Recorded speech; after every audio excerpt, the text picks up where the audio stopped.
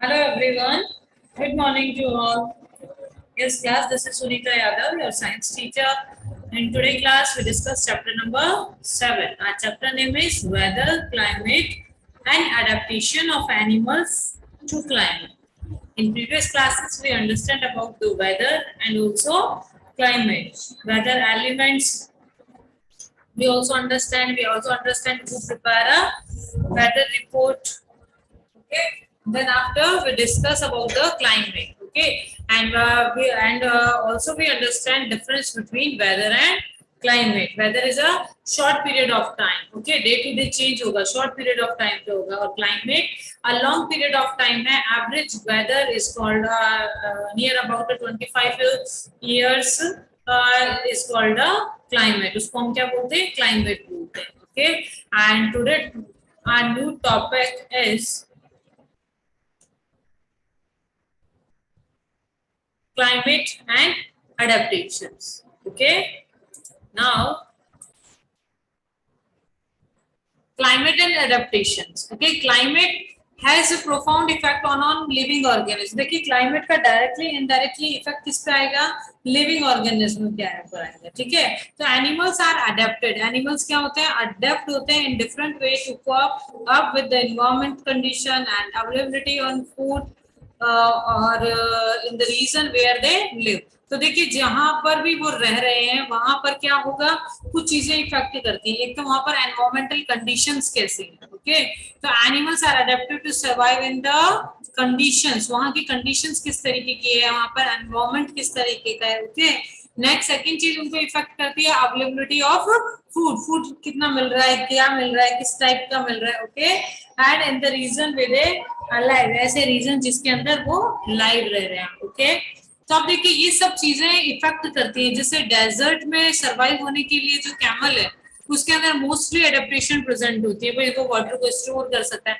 अब polar bears को अगर हम डेजर्ट में कर ले आएंगे तो वो एनिमल जो है वो सरवाइव कर पाएगा, या हम कैमल को क्या करें, यहाँ से मूव कर दें कहाँ पर, पोलर रीजन्स पे.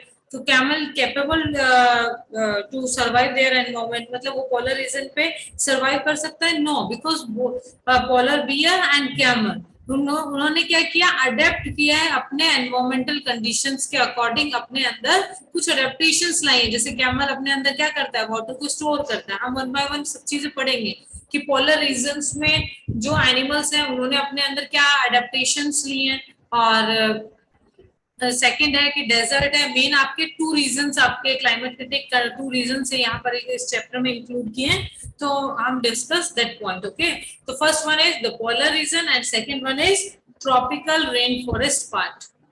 ओके ओके, तो hot climate must possess special features. जैसे कैमल के अंदर हम क्या क्या कह सकते हैं कि कैमल में कौन से फीचर्स हैं जिसकी वजह से वो डेजर्ट एरिया में रह सकता है. एक तो वो वाटर स्टोर कर सकता है, और क्या चीज हो सकती है बताओ. डेजर्ट एनिमल जो होते हैं मोस्टली, यानी कि इनके अंदर कंसंट्रेटेड यूरिन पास आउट करते हैं. लॉस ऑफ वाटर जो यूरिन की फॉर्म में करेंगे वो डेंस फॉर्म में करेंगे, मींस उसके अंदर वाटर की अमाउंट क्या होगी, कम होगी. क्यों? क्योंकि डेजर्ट में पहले से ही वाटर की बहुत स्कैरसिटी चल रही है, कमी चल रही है ना, तो इसलिए वो यूरिन जो पास आउट करते हैं वो भी कैसा करते हैं, डेंस करते हैं. ओके, नेक्स्ट जो है camels have a wide feet. जो वो सैंडी सॉइल जो है, एक second. So next, camel have a wide feet that help them to walk on sand without sneaking into it. Hump of camel is a reservoir of fat, while water is stored in the blood. A camel can go a week more and more without water.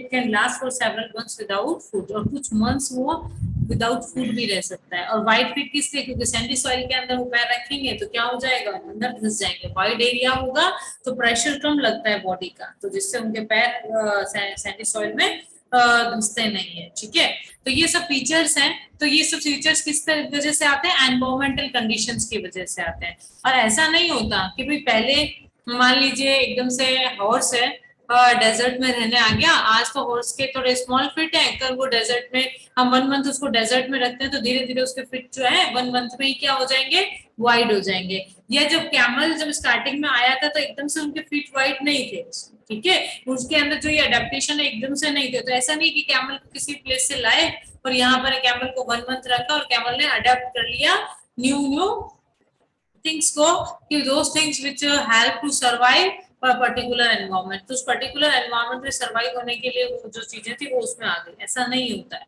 जो evolution है उसमें many of years लग जाते हैं, ठीक है। और ये जो लॉन्ग टाइम इवोल्यूशन वो अपने अंदर अडेप्ट या चेंज करते हैं, उसी चीज को हम क्या बोलते हैं, अडेप्टेशंस बोलते हैं। तो अडेप्टेशंस कुछ फीचर्स होंगे, मे बी कुछ हैबिट्स जो है एनिमल्स अडेप्ट कर लेते हैं अपने सराउंडिंग के अकॉर्डिंग, अपने इवोल्यूशन के अकॉर्डिंग, वही चीजें उनको हेल्प करती है उस पर्टिकुलर एनवायरमेंट में सर्वाइव करने के लिए। Okay, in chapter 9 you will learn about the effect of weather and climate on soil. आप चैप्टर 9 में भी रीड करेंगे कि वेदर और क्लाइमेट का इफेक्ट जो है सॉइल पे भी किस तरीके से होता है।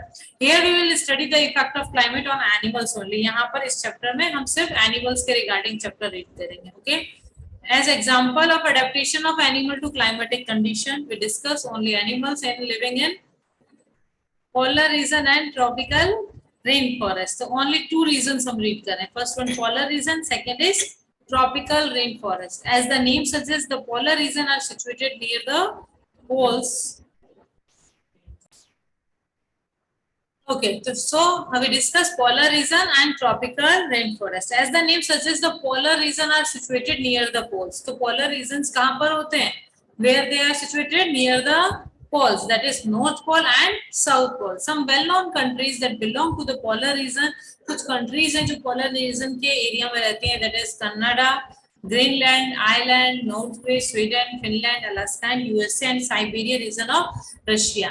An example of some countries where the tropical rainforests are found in India, Malaysia, Indonesia, Brazil, Republic of Congo, Kenya, and Uganda and Nigeria। Okay, and activity 7.2, the polar regions।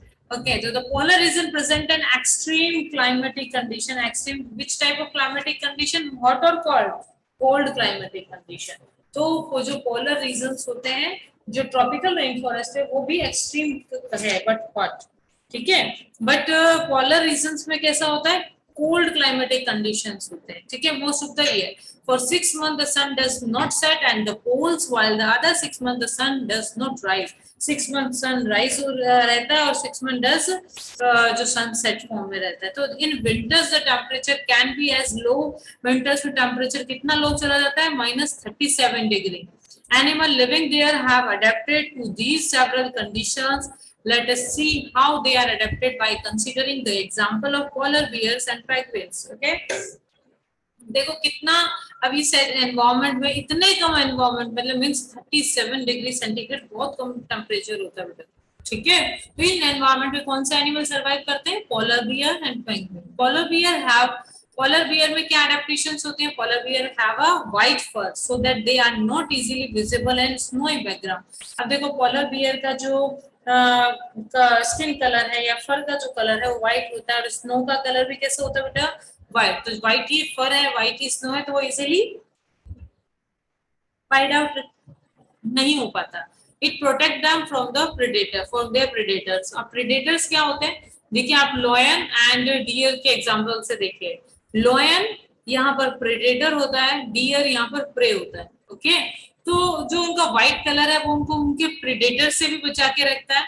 It also help them to catching their prey, और वो pray को catch करना है, क्योंकि वो hide रहते हैं तो उनके प्रे को पता नहीं पड़ता है कि वो आसपास हैं, तो इजीली मूव करते हैं, वो अपने प्रे को क्या करके इजीली कैच कर लेते हैं, ठीक है। तो it also help them in catching their prey. To protect them from extreme cold they have to thick layer of fur. तो टू प्रोटेक्ट देम फ्रॉम, ये जो फर है, एक काम तो क्या कर लिया, हाइडिंग का, जो उनको प्रेडेटर्स से प्रोटेक्ट करता है और प्रे को कैच करने में हेल्प करता है। Next, to protect them from extreme cold they have to thick layer of fur. They also have a layer of fat under their skin। In fact, they are so well insulated that they have to move slowly and rest often to avoid get overheated। अब ये कह रहे हैं कि इनकी layer जो skin है उसके नीचे की तरफ बहुत थिक इंसुलेटेड लेयर प्रेजेंट होती है, फैट की लेयर होती है, और ये जो फैट है एज अ इंसुलेटेड वर्क करती है। इंसुलेटेड मीन्स हमने इलेक्ट्रिसिटी वाला चैप्टर रीड किया था, कभी अपने कंडक्टर इंसुलेटर आप जानते हैं, जो कि इजीली अपने अंदर से, जैसे हीट के रिगार्डिंग पढ़ते हैं तो अपने अंदर से इजीली हीट को पास आउट होने देते हैं, that particular thing is good conductor of it. जो इजीली हीट को अपने अंदर से पास आउट नहीं होने देते हैं उन्हें हम इंसुलेटर बोलते हैं। ओके, तो इंसुलेटेड होते हैं मीन्स बॉडी की जो हीट है उसको बाहर नहीं निकालने देते हैं, ठीक है, प्रिवेंट करके रखते हैं, अंदर प्रोटेक्ट करके रखते हैं बॉडी हीट को। that they have to move slowly and rest often to avoid getting overheated। तो वो अपने धीरे धीरे बॉडी की जो हीट है उसको प्रोटेक्ट रखते हैं, प्रिवेंट रखते हैं, बॉडी के अंदर सिक्योर रखते हैं, and rest often to avoid getting overheated, और अपने आप को रेस्ट देते हैं ताकि ओवरहीटेड हो रहे। Physically activity on warm days, और वार्म डेज में क्या करते हैं, नेसेसिटी ऑफ कूलिंग, अब उस टाइम पे उनको जरूरत होती है किसकी, कूलिंग की। So the polar bear goes for swimming, उस टाइम पे पोलर बियर क्या करते हैं, स्विमिंग करते हैं, जब उनको कूल रहने की रिक्वायरमेंट होती है। हमने पढ़ा था ना 6 मंथ क्या होती है, सनराइज रहता है, 6 मंथ सनसेट होता है। जब सनसेट होता है तो कोल्ड एनवायरमेंट रहता है, सनराइज होता है, तब वो वार्म डेज आते हैं उनके। तो it is a good swimmer, तो पोलर बियर जो है गुड स्विमर है। It paws are wide and range, इनके जो पास होते हैं वो बहुत ही वाइड और लार्ज होते हैं, which help it not only to swim well but also walk with ease in the snow. और ये एक तो स्विमिंग में तो हेल्प करते ही है, बट साथ में किसमें, वॉकिंग में भी हेल्प करते हैं, ताकि स्नो पे इजीली वॉक कर पाए। Okay, while swimming under water, और ये वाटर के अंदर भी स्विम कर सकते हैं, it can close it's nostril, ये अपने नोस्ट्रल्स को क्लोज करते हैं, and can remain under water for long duration, और एक लंबे टाइप तक अंडर वाटर स्विम कर सकते हैं। It has a strong sense of smell so that it can catch its prey for food. We can understand the adaptation of polar bear with the help of the flow chart and this figure. देखिए, हम और better तरीके से polar bear के adaptations और उनके functions को read करने के लिए इससे फ्लो चार्ट दिया हुआ है, बहुत अच्छा दिया हुआ है, इससे बहुत इजीली अंडरस्टैंड होगा। देखो फर्स्ट कैरेक्टरिस्टिक देखिए यहाँ पर, ये जो दिया हुआ है, the white fur is not easily visible in a snowy white background, okay, और ये हेल्प इसलिए कर रहा है, it predator and prey unable to see, ताकि ना तो इनको प्रेडेटर देख पाए ना इनको प्रे देख पाए। ओके, तो द व्हाइट फर क्या काम कर रहे हैं, predator and prey are unable to see it. Okay, second adaptation, it has a two thick layer of fur, two thick layer fur होती है, हेल्प क्या करेंगी, two fur layer, they keep us it warm in cold weather, cold weather में इनको क्या करती है, warm रखने में हेल्प करती है। Okay, next one is it has a layer of fat under a skin, एक thick fat layer स्किन के नीचे की तरफ होती है, जो हेल्प करती है, the fat insulates its body from cold and keep them warm. Okay, next one is it has a very strong sense of smell, it help the bear to locate and catch its prey, इनके पास अच्छी sense of smell होती है, इसीलिए ये easily अपने pray को catch कर लेते हैं। ओके, नेक्स्ट वन है it has a long and curve sharp claws, वो उनको हेल्प करते हैं, they help it to walk on ice, वो आइस के ऊपर वॉक करने में हेल्प करते हैं। ओके, तो ये पॉइंट आपको लर्न करने हैं, adaptation of polar bear, of which adaptation help to which function. Okay,